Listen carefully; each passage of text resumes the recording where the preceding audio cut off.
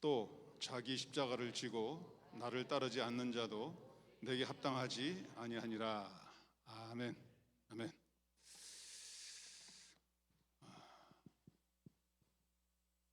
질문을 하나 하고 갈게요. 우리 모든 인류라고 할까요? 모든 사람의 추구하는 공통된 것이 뭘까? 우리 사람은 뭘 추구하면서 살까? 이제 여러 가지가 있겠죠. 뭐 크게 공통된 게 있다면 성공하기 위해서, 출세하기 위해서, 명예를 얻기 위해서. 사람마다 다를 것입니다. 근데 그 사람마다 다른데 그거를 한꺼번에 한 단어로 표현한다면 뭘까? 사람들은 뭘 위해서 살까? 뭘 추구하며 살까? 그리고 그 단어가 모든 사람에게 그래라고 인정받을 만한 단어가 있다면 뭘까? 제가 한번 생각해 봤는데 뭐 정답은 없어요. 제가 생각해 본 겁니다. 행복 아닌가? 행복 싫어하는 사람이 있으면 소름 돋아보세요. 왜 성공하려고 그러죠? 행복하려고. 왜 출세하려고 그러죠? 행복할 것 같아. 그렇죠? 왜 내가 명예를 얻고 싶어 하죠? 행복하려고. 왜 부자로 살려고 하죠? 행복할 것 같아. 하다 못해 부자를 싫어하고 저쪽 귀농이나 귀촌하면서 저쪽 산 골짜기에 들어가 사는 사람 자원하여 그런 사람도 거기 가야 내가 행복하니까. 누가 시킨 거 아니라고 한다면. 그래서 모든 인류가 삶의 이 세상, 뭐 사후의 세계를 떠나서 이 세상에서의 삶의 목적, 추구하는 그 여러 가지를 하나로 얘기하면 행복이다. 적어도 틀리진 않을 것 같아요. 정답일지 모르겠지만 어디서 내가 본 게 아니기 때문에 제가 생각하는 적어도 오답은 아닌 것 같아요. 왜? 나는 행복이 싫어. 그런 사람 가끔가다 있더라고요. 돈벼락 맞아서 죽고 싶다. 이런 사람들. 벼락 맞아 죽어도 한번 맞고 싶다. 뭐 이런 사람들이 있더라고요. 근데 그 사람도 그게 행복인 거죠. 돈벼락 맞고 죽는 게 행복인 거죠. 그 사람한테는. 어리석긴 하지만. 자, 그런데 그렇다면 모든 인류가 그렇게 행복을 추구하면서 행복 때문에 모든 것을 희생하면서, 그렇죠? 행복이 금방 오는 건 아니잖아요. 행복을 얻으려면 또 노력하는 것도 있어야 되고. 왜 애들한테 그렇게 맨날 공부해라고 잡습니까?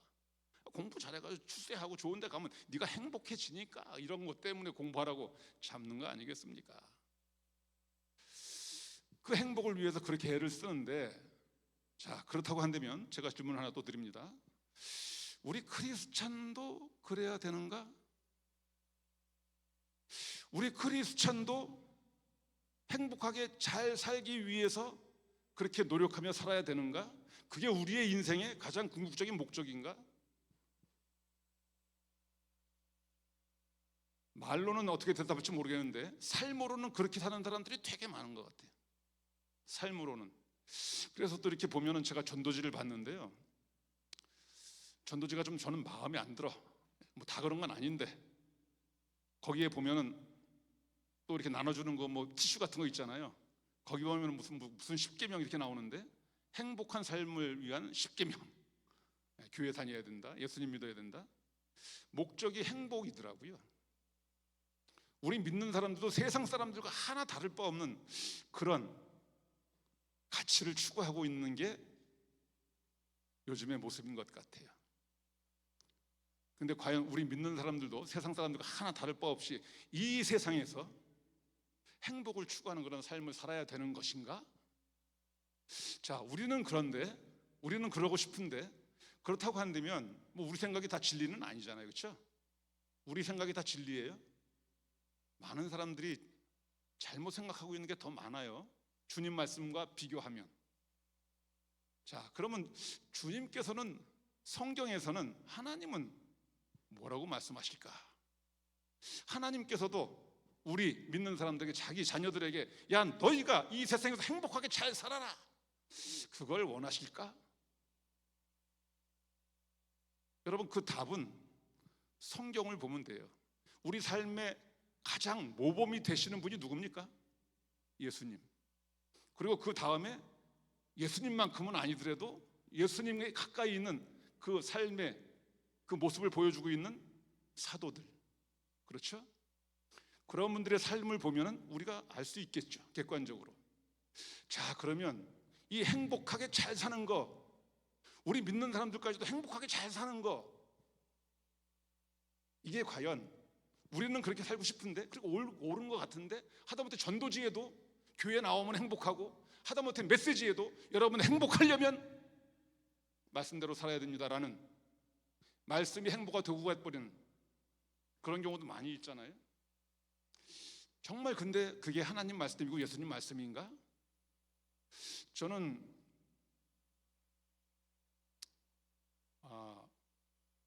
목회 29년 차 시골에서 하고 있는 사람인데요, 신학생 때부터 제가 성경을 나름 읽으면서 의문점이 생겨요.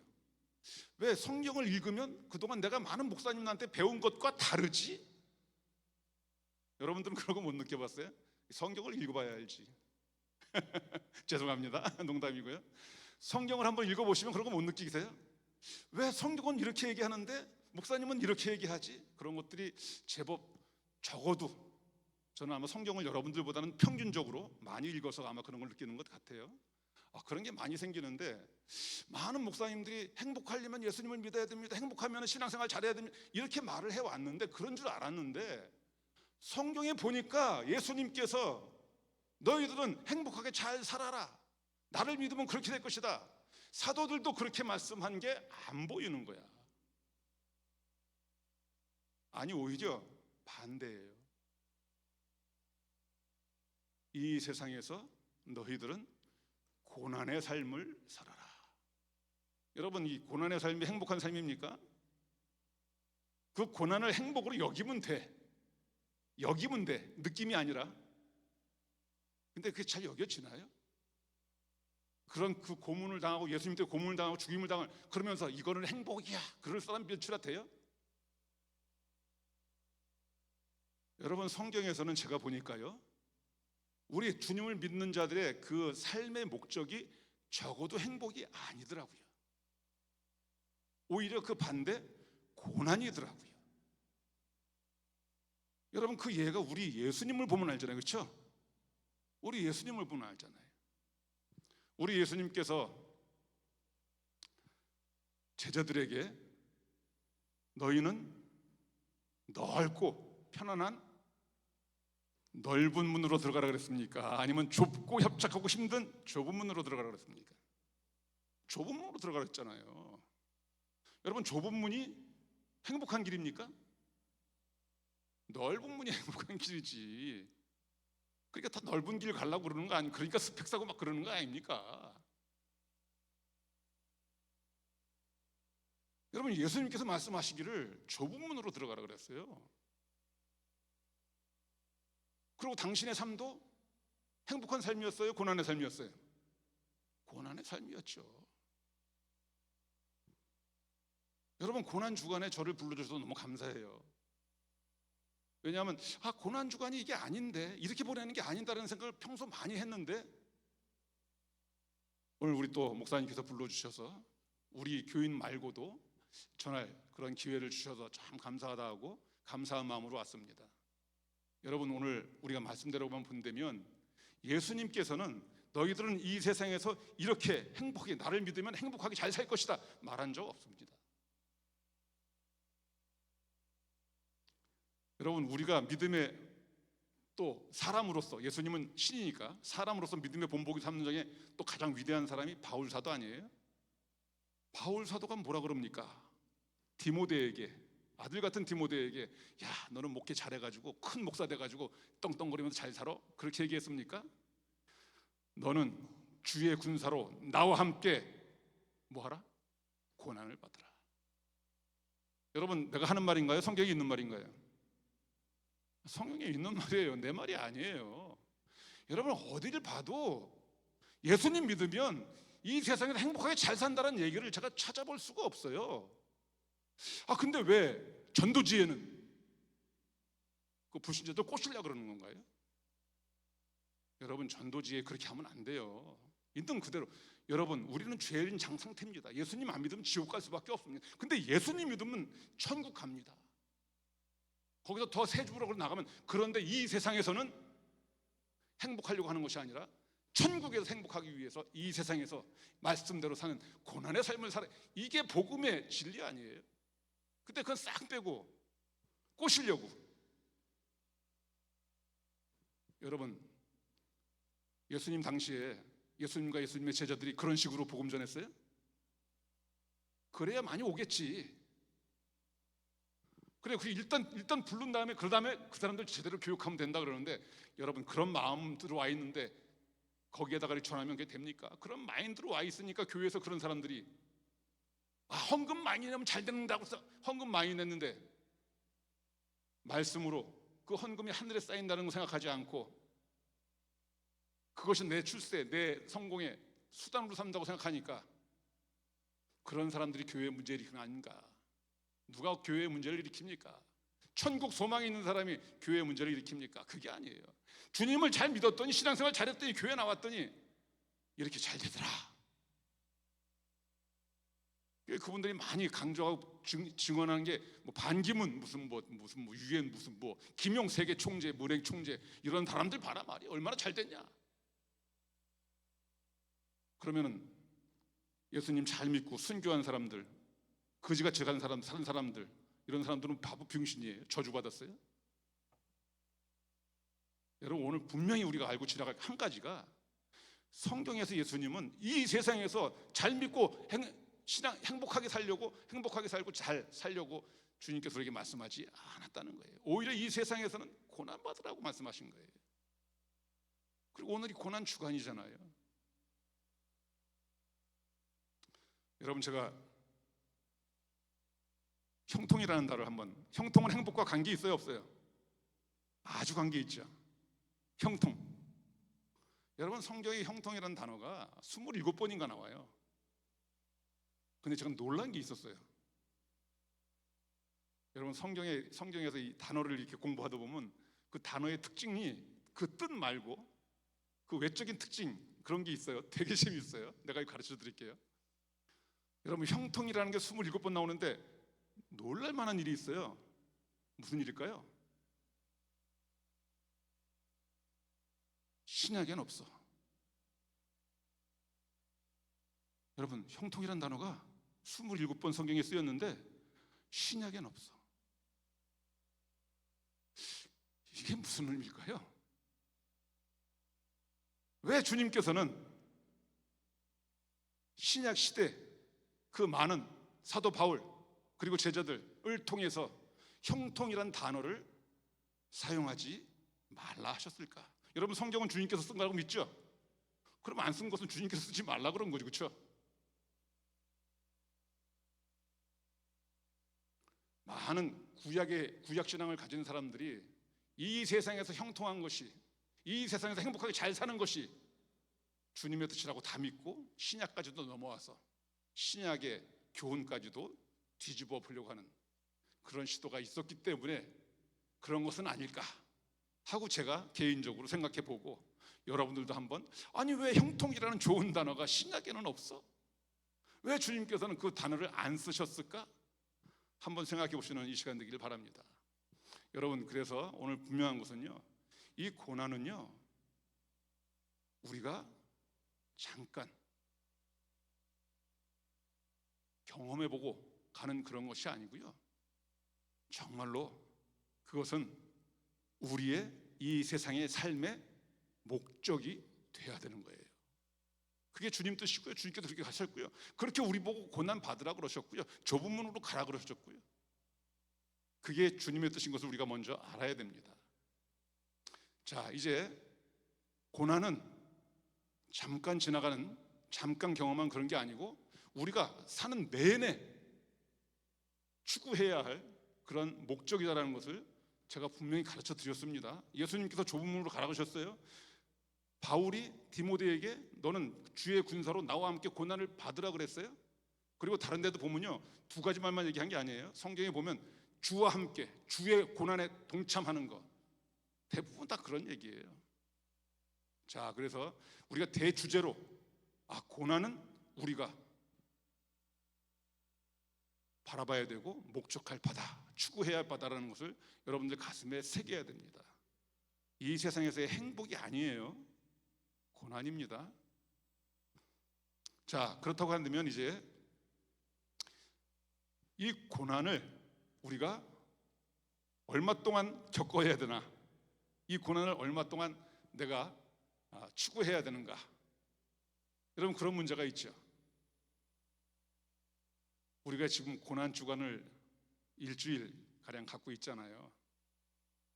제가 이 말씀을 보면서 고난 주간을 일주일 갖는 이유가 뭘까, 그런 생각을 해봤다는 것이죠. 과연 우리 성도라 하는 분들은 일주일의 고난 주간을 뭐하고 어떻게 그렇게 보내는 것일까? 그리고 이 일주일이라는 것도 뭘까? 여러분, 고난은 우리가 일주일 동안 잠깐 겪고 주님의 고난에 동참하고 주님은 이런 고난을 당했을 것이다 라는 걸 생각하고 지나가는 일회성, 단기성의 주제가 아니라는 것이죠. 여러분, 그것은 우리가 평생 주님께서 우리를 마지막 부르시는 그날까지 추구해야 되는 거예요. 따라서 이 고난 주간에 이 주간 때 적어도 다른 건 몰라도 내가 이 주간에는 내가 정말 주님께서 얼마나 고통을 당하셨는지 내가 그런 식으로 좀 하다가 가야 되겠다. 여러분, 그래가지고 예전에는 제가 잘할 때는 고난 주간 때 목사님이 웃지 말라 그랬어요. 웃지 말라 그랬어요. 오락도 하지 말라 그랬어요. 지금도 그렇게 전하는 교회가 있을 수도 있어요. 여러분, 그런데 웃지 말라, 오락하지 말라, 이게 중요한 게 아니고 일주일 동안이라는 게 중요한 거예요. 여러분, 웃지 않고 오락하지 않는 게 정말 귀하고 주님의 고난에 동참하는 거라고 한다면 일주일 해야 됩니까? 아니면 1년 내내 해야 됩니까? 1년 내내 해야죠. 근데 그런 것들은 1년 내내 할 수 있어요? 여러분, 1년 내내 웃지 않을 수 있어요? 1년 내내 오락 안 할 수 있어요? 그게 나쁜 거예요? 나쁜 거면 1년 내내 하지 말아야지. 근데 웃는 게 오히려 좋지 않아요? 오락하는 거 재밌지 않아요? 살다 보면 오락할 수 있는 거지. 여러분, 이것이 일주일만 해야 되는 그런 일이기 때문에 결과적으로 그런 운동은 그렇게 바람직하지 않을 것 같다. 물론 일주일 동안만 하는 거는 괜찮을 것 같아요. 근데 그거를 평생을 할 수는 없잖아요. 그렇다고 한다면 가치면에서 그렇게 중요한 가치는 아닌 것 같아요. 여러분, 이 고난을 우리가 당장 일주일 동안만이 아니고 평생, 1년 내내 평생을 가져야 되는데 우리 사도 바울이 또 그 얘기를 하더라고요. 사도 바울이 한 말 중에 그런 말씀이 있잖아요. 내가 죽노라. 어떻게 죽어? 오늘만 죽어? 일주일 죽어? 어떻게 죽어요? 날마다. 나는 날마다 죽노라. 여러분, 죽는 게 고난 아니에요?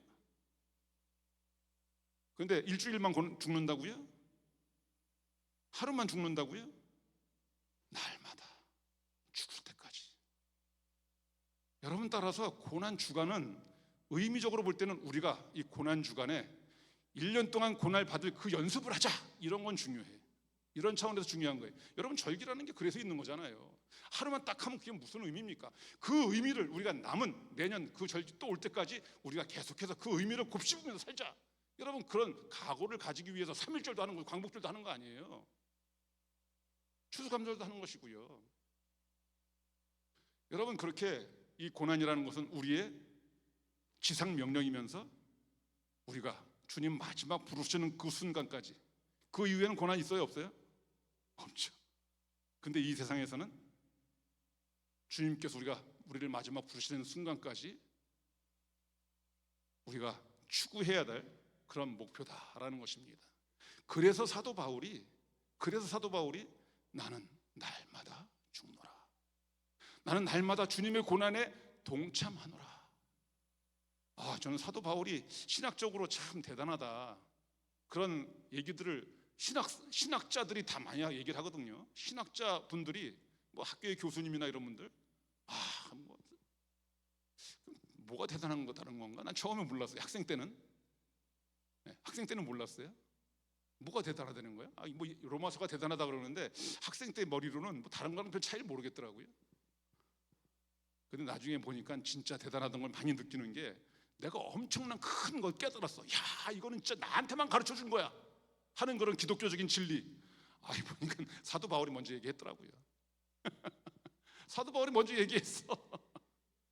야, 이 고난은 정말 우리가 지금 일주일 동안이 아니라 평생을 우리가 안고 가야 되는구나 라는 그 깨달음을 딱 가지고, 야, 정말 대단한 그런 깨달음을 가졌다 하는데, 보니까 사도 바울이 나는 날마다 죽노라. 여러분, 그거 말고도 엄청 많아요. 내가 대단하다고 느꼈던, 깨달았던, 다른 사람한테는 안 보여준 기독교적인 진리야. 사도 바울은 이미 다 얘기하고 있더라고요. 내가 그걸 그때 못 깨달은 것이지, 그걸 읽고 있으면 내가 못 깨달은 것이, 내가 깨달은 데 보니까 사도 바울이 다 얘기했더라고요. 겸손해지게 되더라고요. 여러분, 그래서 이 고난이라는 것은 일주일 동안 우리가 잠깐 경험해보고 마는 것이 아닙니다. 이 일주일 동안 우리가 그것을 연습하는 거예요. 연습해가지고 계속해서 내년 이 고난주간까지 연습해서, 내년 고난주간에는 지금의 고난 받는 것보다 더 많이 받는 상태가 되어야 되겠죠. 그리고 내년 고난주간 또 거기다 고난거리를 또 하나 더 덧붙여서 또 연습하고, 여러분, 그러면서 고난거리가 계속해서 양이 많아지고 질이 심화되는 그런 고난을 우리가 이번 고난주간에 깊이 가슴에 새겨야 된다라고 하는 것입니다. 자, 그렇다고 한다면 또 한 가지 문제가 남죠. 그러면 어떤 고난을 우리가 겪어야 되냐? 지금 말씀을 드렸지만 우리 때는 웃지 말라고 그랬고요, 오락금을 금했고요, 그다음에 어떤 경우는 또 금식도 시켰어요.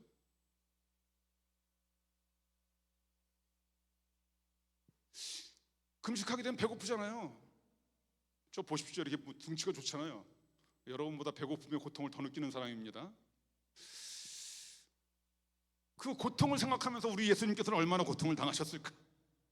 그 고통에 같은 마음을 갖자라고 하는 그런 차원에서 금식을 하자는 그런 의미였었죠.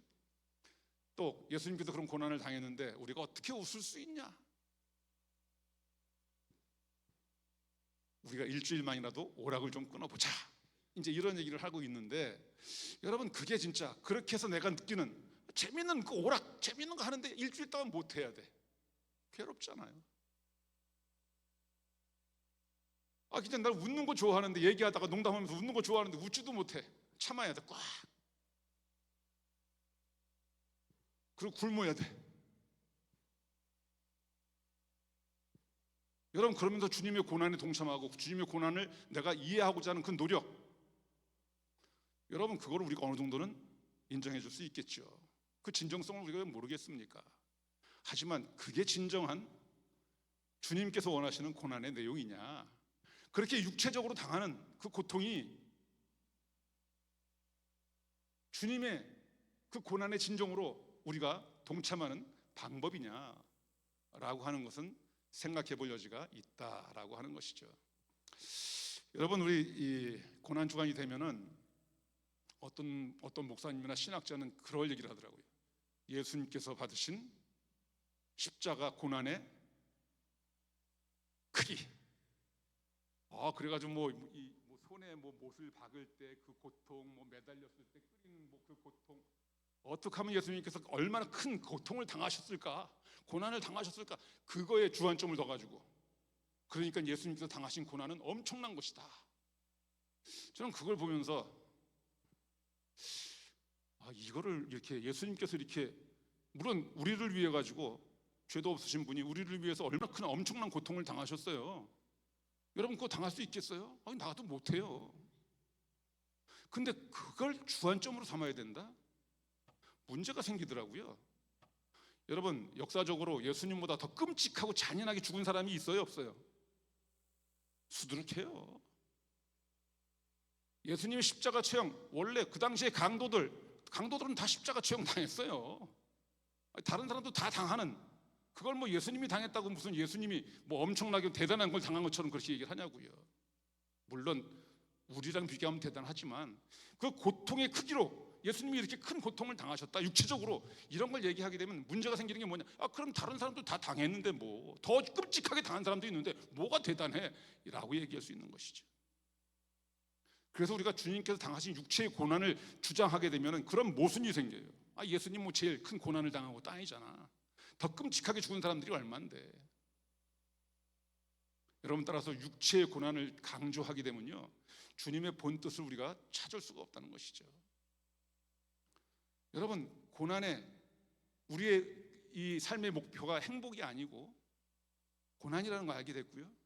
그리고 이 고난은 일회성이 아니고 단발성이 아니고 이제 평생을 우리가 추구해야 되고 가야 되는 것인데, 이제 그 내용이 뭐냐라는 그 차원 들어왔을 때 그것이 과연 육체적인 고통을 느끼는 것 그것뿐이냐? 일주일 동안 그러다가 딱 일주일 지나면 이제 됐어 하고 막 실컷 웃고 실컷 오락하고 그런 의미의 고난이냐? 그러기엔 주님의 고난은 너무 심오하고 너무 깊은 것이고 육체의 고통으로는 말로 표현할 수 없는 그런 엄청난 고난이었는데, 그 고난의 의미가 뭐냐? 여러분, 그것도 우리가 보면 알잖아요. 어떤 고난이 진짜 주님께서 당하신 고난이냐? 여러분, 그것도 우리가 알 수 있잖아요. 왜요? 우리의 롤 모델이신 우리 예수님께서 당하신 고난을 보면 우리도 그런 고난을 당하면 그게 진짜 주님께서 원하시는 고난 아니에요? 주님께서 우리에게 야, 일주일 동안 너희들 오락 금지해, 웃지 마라, 금식해, 그렇게 말씀하셨어요? 그러지 않으셨거든요. 그렇게 말씀하고 싶어 하지도 않고요. 그럼 주님께서 뭐라고 말씀하실까요? 내가 경험하고 내가 당한 고난을 너희들도 같이 참여하기를 원한다. 그래서 우리가 보면 예수님이 고난 당하신 것을 보고 우리도 그런 고난을 당해야 되겠다 하면 거기서 정답이 나오는 거죠. 자, 그래서 가면 그 고난, 예수님께서 당하신 고난이 뭡니까? 예수님께서 여러 가지 고난 받으셨지만 예수님의 고난의 대표적인 것은 십자가 고난이잖아요. 예수님의 고난의 가장 큰 대표적인 것은 십자가 고난이잖아요. 그래서 오늘 찬양할 때도 십자가 십자가 노래 불렀잖아요. 찬송가에도 많이 나오잖아요. 그 십자가 대속의 그 고난, 우리를 위해서. 여러분, 그 십자가의 의미가 뭡니까? 그 십자가 고난의 의미가 뭐예요? 따라서 우리는 고난, 우리가 신앙적으로 고난, 그럴 때는 고난이라 써놓고 십자가로 읽을 줄 알아야 돼요. 그게 아니라 육체의 고난, 어떤 배고픔의 고통, 무슨 웃지 못해가지고 침울한 고통, 이런 거 아니라, 하고 싶은 거 못하는 그런 고통이 아니라 십자가 고난이라 쓰고 십자가로 읽을 수 있어야 된다는 거예요. 우리는 그래야 된다는 거예요. 그럼 여러분, 십자가 고난은 어떤 고난일까요? 예수님께서 십자가 고난을 당하셨고 많은 사도들이 예수님의 고난에 동참하자 이렇게 말씀들을 전했는데, 그러면 예수님의 십자가 고난에 동참하는 게 어떤 건가? 그게 정말 중요하죠. 그냥 고통스럽다고 그냥 무조건 고통을 참는 그런 걸 하게 되면 고통은 당해놓고 아무런 효과가 없을 수도 있어요. 여러분, 그 십자가 고난을 우리가 생각해 볼 때 십자가 고난을 주님께서 받고 싶어 하셨나요? 안 받고 싶어 하셨나요? 성경을 한번 생각해 보세요. 십자가 고난을 우리 예수님께서 받고 싶어 하셨어요? 안 받고 싶어 하셨어요? 안 받고 싶어 하셨죠? 그렇죠? 나 십자가 고난 받겠습니다 하고 그냥 난 매줘 박어, 빨리 박어, 그랬어요? 자, 그 전에 뭐가 있었죠? 겟세마네 피땀 기도가 있었죠. 거기에 내용이 뭡니까? 주여, 주여, 이 잔을 내게서 지나가게 하시옵소서. 그러면서 뭘 흘렸다? 땀을 흘렸는데 그 땀이 뭐같이? 피처럼. 여러분, 이거는 과장법이 아니라 그러더라고요. 사람이 그렇게 아주 극심한 그런 두려움에 잠기게 되면, 그래서 땀을 흘리게 되면 거기에 피가 섞인다고 합니다. 예수님이셨는데 그렇게 십자가에 달리는 것을 인간이시기 때문에 우리가 두려워하는 것과 똑같이 그렇게 두려워하는 것이지. 그리고 기도할 때 피땀이 흘렀어요. 피땀을 당신이 피땀 흘러나가 아니라 너무너무 하기 싫은 거예요. 너무너무 하기 싫어.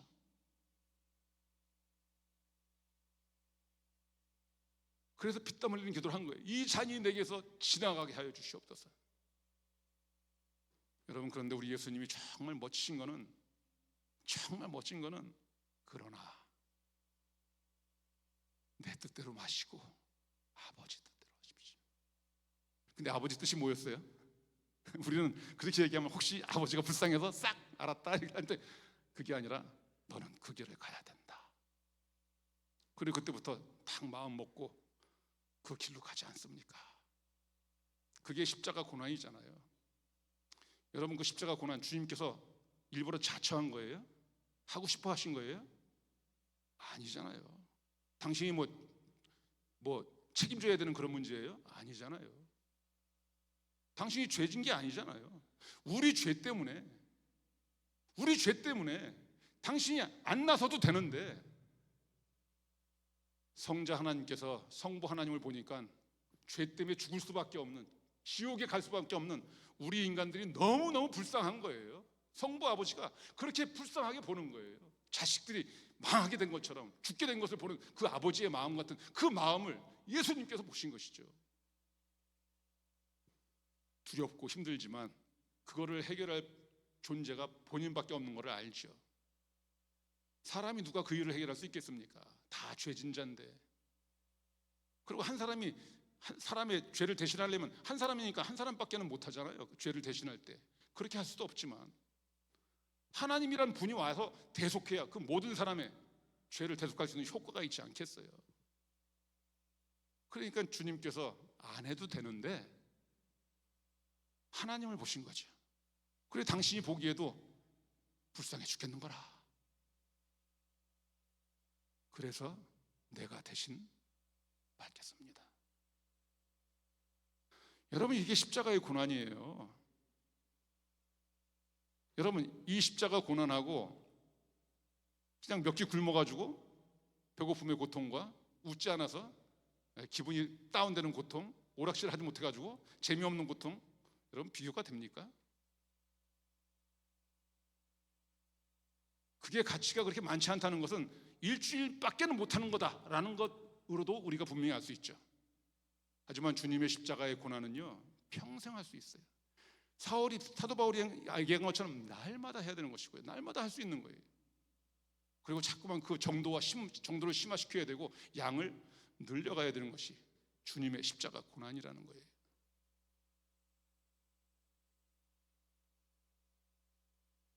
여러분, 세례 요한을 제가 여러분들에게 말씀을 드릴게요. 세례 요한은 우리 성도들에 의해서 엄청 과소평가된 존재입니다. 세례 요한은요, 예수님 당시까지 많은 선지자 중에 많은 사람들 중에, 모든 사람들 중에 가장 대단한 사람이었습니다. 자, 주님께서 세례 요한을 보고 어떤 표현을 하셨습니까? 여자가 낳은 자 중에 가장 큰 자. 누구요? 세례 요한이요. 여러분, 우리가 이거 자꾸 벗어나 버립니다. 자꾸 넘어가 버립니다. 여러분, 성경상에 존경스러운 위대한 인물을 골라라 그러면은 세례 요한, 여러분 10등 안에도 못 들어갑니다. 근데 예수님은 가장 훌륭한 사람으로 누굴 꼽았다? 세례 요한을 꼽았다. 아니, 여자가 낳은 자 중에 가장 큰 자면 제일 큰 자지 무슨. 근데 예수님께서 그렇게 말씀하셨는데 우리는 다 씹어버리잖아요. 뭐까지 무슨 얘기. 여러분, 왜 세례 요한이 그렇게 인정을 받지 못했을까요? 왜 우리들한테 그렇게 존경을 받지 못했을까요? 한 게 없어. 다른 선지자들은 대단한 기적도 행하고 뭐 대단한 그런 업적도 있고, 그런데 세례 요한은 한 게 없어. 물론 찾으면 있어요. 뭐 예수님의 길을 뭐 준비하러 왔다, 예배하러 왔다, 이제 이것도 있고요. 또 예수님한테 세례도 주고요. 그 다음에 이제 예수님이 그 일을 대신했을 때 이제 사회 정의를 외치다가 헤롯에게 목베어 죽인 그런 것도 있죠. 근데 그것만으로 예수님께서 세례 요한을 가장 여자가 낳은 자 중에 큰 자라고 얘기했을까? 여러분, 세례 요한이 얘기한 것 중에 내가 얘기하는 것이 있는데 뭐가 있죠? 자, 이 세례 요한의 제자들이 보니까 세례 요한이 세례를 많이 줬거든요. 그랬더니 예수님이 나타나셔가지고 예수님의 이름이 더 이렇게 뜬 거예요. 근데 많은 사람들이 세례 요한한테 세례 받으러 오다가 찍 가가지고 예수님한테 가는 거예요. 그러니까 이 세례 요한의 제자들이 좀 셈이 나겠죠? 일러 바칩니다. 그럴 때 세례 요한이 한 말이 뭡니까? 그는 흥하여겠고 나는 뭐 한다고요? 쇠하여야 하겠다. 여러분, 이 말이 여러분들 가슴을 흡입할 수 있어야 돼요. 여러분, 이 말이 청천벽력인 말은 그 당시에 모든 사람들이 하나님을 믿으면 나도 잘 된다는 그런 생각을 다 가지고 있었던 거예요. 여러분, 사도 바울들이 사도들이 예수님 줬다가 예수님께서 말씀하셨잖아요. 부자가 천국 가기 얼마나 어려운지, 낙타가 바늘기 들어가는 거 더 어렵다 말씀하셨어요, 안 하셨어요? 하셨어요, 안 하셨어요? 근데 이런 게 설교하는 사람 별로 없더라고 요새. 분명히 말씀하셨어요. 그 바늘기가 진짜 바늘기인지, 아니면 또 신학자들이 그 당시에 바늘기 같은 그런 조금 동굴이 있었는데 낙타가 엄청 지나가기 어려운 그런 곳이었다는, 근데 그게 너무 좁아서 바늘기라고 불렸다, 뭐 이런 해석이 있는데 저는 그것처럼 보여요. 나는 그 해석을 봐요. 아니면 바늘길에 어떻게 들어가? 부자가 구원 못 받는 거지. 근데도 왜 그렇게 부자 되려고 그냥 애를 쓰는지, 자기는 부자 되고서 또 얼마든지 바늘길 통과할 수 있는 모양이지. 여러분, 그런 시대였어요. 그러면 세례 요한이 뭐라고 얘기할까요? 그도 흥하고 나도 흥해야 하냐. 여러분, 이렇게 생각하는 때였다니까요. 제자들이 예수님을 좇을 때 예수님께서 세상 인구 되면 자기네들도 뭔가를 큰 그런 권세를 가질 줄 알았죠. 근데 그런 권세 가진 사람들, 부자들이 천국 가기 힘들다 그러니까 어떻게 됩니까? 깜짝 놀라가지고, 그럼 누가 갈 수 있습니까? 그들이 왜 그렇게 깜짝 놀라요? 그 당시에는요, 부자가 되고 싶은 이유가, 부자가 되면은 복 받은 것이고요, 재밌게 살 수 있고요, 하나님한테도 복을 많이 받는다고 믿었던 시대예요. 왜? 하나님한테 헌금 많이 할 수 있어요, 없어요? 헌금 많이 할 수 있잖아요. 여러분, 성경에 보니까 예수님께서 연못 앞에서 헌금 넣는 거 보신 적 있어요, 없어요? 있잖아요. 부자들은 어떻게 냈다고요? 풍족한 중에서 어떻게 했다고? 많이 냈다. 여러분, 부자는 풍족한 중에서 많이 냈다고 표현돼 있어요. 근데 과부는 두렵돈, 그렇죠? 예수님의 판단, 누가 더 많이 냈습니까? 과부가 더 많이 냈어요. 자, 예수님께서 보신 건 뭐죠? 낸 걸 보십니까? 낸 건 누가 더 많이 냈어요? 부자가 많이 냈죠? 예수님은 낸 거 안 봅니다. 그럼 뭘 봐요? 남은 거.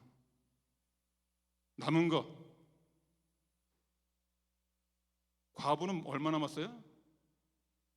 하나도 안 남았어요. 자, 부자는 얼마 남았어요? 아직도 엄청 남았어요. 돈 많이 가진 사람들 중에 훌륭한 사람들 많아요. 그들이 막 선행을 많이 합니다. 돈 많이 가졌는데 안 하는 사람도 훨씬 좋지요. 그러나 주님께서는 그런 거 아무것도 아니다. 너 지금 낸 거에 비해서 훨씬 더 많은 거 가지고 있지 않냐? 남지 않았냐?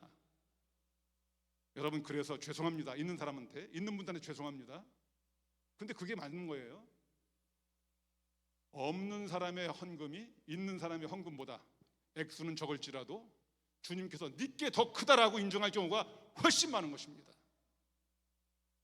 여러분, 없는 분들은 열등감에 빠지지 마시고요, 있는 분들은 교만하지 마세요.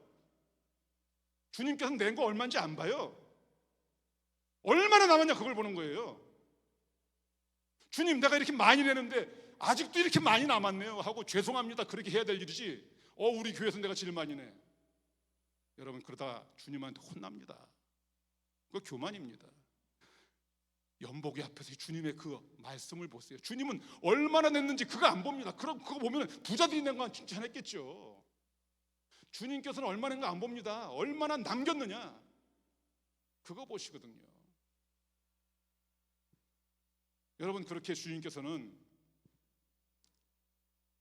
그 고난의 의미가 이 세례 요한처럼 다들 주님을 믿으면, 주님과 함께 있으면 예수님도 흥하고 나도 흥하고 이 마음으로 있을 때 그는 흥하여야 하겠고 나는 쇠하여야 하리라.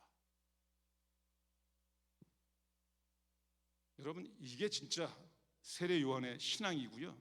이 선포가 진짜 주님의 마음을 뻥 뚫어버리는, 다들 예수님 믿으면 나도 흥하고 말이죠, 그런 생각을 가지고 있을 때 그는 흥하고 나는 쇠하여야 하리라. 여러분, 그래서 저는 이 단어를 사자성어로 만들었어요.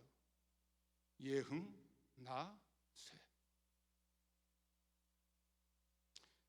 거의 태반의 성도님들이, 아니 목사님들까지도 어떤 신앙을 가지고 있습니까? 예흥, 나, 흥의 신앙을 가지고 있어요. 그리고 그렇게 전하잖아요. 그런데 세례 요한은 다 그렇게 생각할 때 주님 앞에서 예흥, 나, 쇠의 신앙을 보여줬던 거예요. 그거 다른 사람한테 그거를 얘기해 줄 수 있었던 거예요. 여러분, 저는 그 내용이, 그 선포가 세례 요한이 모든 여자가 낳은 자 중에 가장 큰 자가 될 수 있었던 가장 키포인트라고 저는 믿어 의심치 않습니다. 여러분 생각해 보세요. 세례 요한이 기적 행한 거 봤어요? 세례 요한 기적 행한 거 있습니까? 없습니까?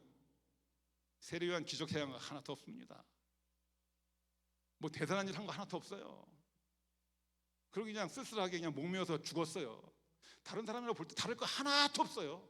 더 잔인하게 끔찍하게 죽은 사람들 많은데 왜 주님께서 세례 요한의 그 가치를 여자가 낳은 자 중에 가장 큰 자로 인정해 주실 것인가? 바로 예흥 나쇠의 고난을 자처하는, 나는 쇠하여리라는 고난을 자처, 그래야 주님께서 흥해야 된다는 그 마음을 세례 요한이 가지고 있는 것이죠. 십자가 고난의 마인드를 세례 요한은 이미 가지고 있었다라는 것입니다. 여러분, 이게 주님께서 우리에게 원하는 고난의 의미입니다. 그냥 육체적인 고난, 이게 아니라 주님께서 원하시는 십자가의 고난, 내가 안 해도 되는데, 내 의무가 아닌데, 내가 안 해도, 내가 돕지 않아도, 내가 선행하지 않아도 누가 뭐라고 아무도 안 해. 그런데 찔려, 하나님이 찔리는 마음을 줘. 야, 네가 했으면 좋겠다. 안 해도 누가 아무도 뭐 안 하면, 야, 네가 좀 했으면 좋겠다. 근데 하기 싫어. 왜? 돈 나가야 되잖아요. 시간 나가야 되잖아요. 재미도 없어. 하기 싫어. 그럴 때 예수님의 십자가 고난을 생각하고 하기 싫지만 주님의 뜻이라면, 여러분, 이게 오늘 여러분들이 진짜로 주님께서 원하시는 십자가 고난이라는 것을 가슴에 새겨야 되고요. 이 일주일 동안 그 연습을 해나가면서, 일주일 딱 끝나면 끝나는 게 아니라 다음 계속해서 훈련된 것을 계속 연습하심으로 말미암아 내년에 이 시간, 지금보다는 적어도 더 많이 주님의 고난에 동참하는 모습으로 내가 이번 고난 주간에는 또 뭐를 고난 연습을 할까 하는 그런 마음으로 이 자리에 올 수 있어야 된다라고 하는 것입니다. 그게 진정한 고난의 주간 의미라는 것이죠. 여러분, 제가 너무 좀 비관적으로만 말씀을 드려도 죄송한데 그건 아니고요. 그건 아니고요. 사실은 이 고난을 궁극적인 목적으로 삼는 것이 불행이 아니에요. 그거야말로 진짜 행복이에요. 왜? 그 십자가 고난을 얼마나 더 심화되게, 얼마나 더 많이 받았느냐에 따라서 우리가 받을 영광은 좋게 비교할 수 없기 때문이에요. 여러분, 사도 바울이 또 먼저 얘기했더라고요. 너는 나와 함께 디모데한테 얘기 아까 그랬잖아요. 주의 군사로 고난을 받으라, 이렇게 얘기를 했죠. 그런 다음에 사도 바울이 또 한 얘기가 있는데 뭐냐면요, 현재 우리가 받는 고난은 장래의 영광과 좋게 뭐 할 수 없다? 비교할 수 없다. 여러분 그 영광 속에 조언 다 들어가 있는 거예요. 사도 바울은 그것 때문에 맨날 죽는 거예요. 다른 그 신앙의 위대한 시도들 그것 때문에 맨날 주님의 고난에 동참하고 사는 거예요. 날마다 죽는 거예요. 오늘 좀 제가 말씀을 짧게 드린다고 했는데 이게 여러분들이 잘 받아주시니까 내가 잘 전하는 줄 알고 착각해가지고 좀 시간이 지나갔습니다만 한 가지만 더 말씀을 드릴게요. 저는 여기도 그런 분이 있을 수 있는데요, 외국인 근로자들을 봅니다. 외국인 근로자들을 자주 보잖아요, 그렇죠? 아마 여기 이 동네도 많이 있을 것이고 이 교회에 나오는 분이 있을 수 있는데 우리의 삶이 외국인 근로자와 똑같습니다. 여러분 외국인 근로자 중에 지혜로운 외국인 근로자가 있고요, 어리석은 외국인 근로자가 있어요, 그렇죠? 자, 우리나라에 왔더니 뭐 우리나라 지금 근로자로 올 사람들이 지금 뭐 세고 세였다 그러더라고요. 어느 나라는 뭐 몇백 대 일, 몇천 대 일 막 그렇다고 그러더라고요. 왜 오면 우리나라 노동자나 그 사람들이랑 우리나라는 법이 좋아가지고 똑같이 월급을 받는다 그러더라고요. 근데 그 나라에는 뭐 50배, 100배가 된다는 거예요. 그 똑같은 일을 하면서. 그러니까 뭐 올라고 난리가 났죠. 자, 그러고 왔는데 그 사람들 중에는 돈을 많이 버니까 이야 이거 좀 내줘 써야 되겠다 해가지고 버는 족족 쓰는 사람이 있어요. 이제 뭐 핸드폰 좋은 거 사고 말이죠, 텔레비 좋은 거 사고, 어떤 경우는 자동차도 사고 말이죠. 근데 어떤 사람은 안 씁니다. 안 써. 지독하게 안 써. 그럼 모으는데 전부 다 본국으로 돌려보내. 그리고 여기서 살면 아주 비루하고 아주 그냥 초라한 그런 삶을 살아요. 누가 지혜로운 근로자고 누가 어리석은 근로자입니까? 어리석은 근로자가 누굽니까? 버는 대로 다 써버리는 사람이죠, 그렇죠? 지혜로운 근로자는요, 버는 족족 여기서는 고난을 감내하고 족족 본국에 보내서 내가 나중에 본국 가서 떵떵거리며 살겠다. 이게 진짜 지혜로운. 여러분 우리는 그런 사람에 비하면 어떤 사람입니까? 우리는 어리석은 근로자입니까? 지혜로운 외국인 근로자입니까? 천국에 돌려보내야 되는데 그래서 그것을 위해서 고난받으며 그 고난의 가치를 주님께서 하늘에 쌓아 주셔야 되는데 주님께서 주시는 것 그것도 다른 사람들에게 전달하라고 축복의 통로로 주신 그런 것들을 다 나와 내 사랑하는 사람은 쓰고 주변 사람들한테는 조금만 생색만 내면서 내가 이렇게 했습니다 하고 오히려 그 바리새인처럼 자랑하는 어리석은 외국인 근로자 같은 지금 우리의 모습은 아닌가. 여러분 오늘 이 시간 이후로 진정한 십자가의 고난 여러분들이 자처하시길 바랍니다. 그리고 나중에 천국에서 부를 때 영광의 상급이 우리에게 있을 때 잘하였다, 지혜로운 외국인 근로자예요. 여러분 우리의 본향은 어디입니까? 하늘이잖아요. 하늘. 우리의 시민권은 하늘에 있다고 그랬잖아요. 그 하늘에 지금 열심히 쌓아놓으라고 이 세상에 여러분들 보내주신 거예요. 그럴 때 우리가 오늘 말씀대로 주님께서 원하시는 그 고난을 잘 우리가 참여해 드림으로 나중에 받을 영광의 크기를 좋게 비교할 수 없게 크게 만드시는 여러분들 되시기를 주님의 이름으로 축원합니다. 이제 우리 먼저 찬송가 한 장 부르도록 하겠습니다. 찬송 부르고 우리 함께 기도하길 원합니다. 140